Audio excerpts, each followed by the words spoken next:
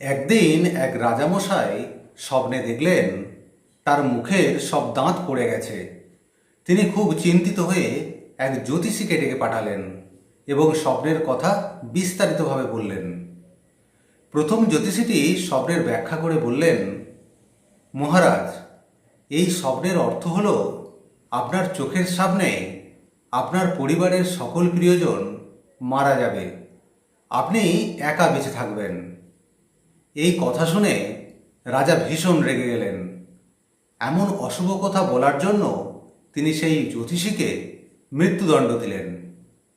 পরে রাজামশাই আরেকজন জ্যোতিষীকে ডেকে পাঠালেন এবং একই স্বপ্নের কথা বললেন। দ্বিতীয় জ্যোতিষীটি মনোযোগ দিয়ে স্বপ্ন শুনে মৃদু হেসে বললেন, মহারাজ, আপনার আয়ু আপনার পরিবারের সকল সদস্যের চেয়ে দীর্ঘ হবে, আপনি দীর্ঘদিন সুস্থভাবে রাজত্ব করবেন।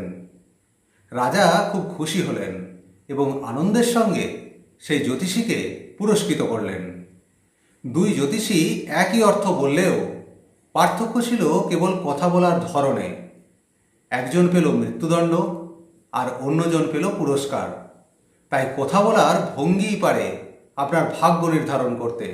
তাই কোনো কথা যত সত্যই হোক না কেন, তা কঠোরভাবে বলা উচিত নয়। মধুর ভাষণ মানুষের যেমন হৃদয় জয় করে, আর তেমনি তির্যক ভাষণ আনে মহাবিপদ।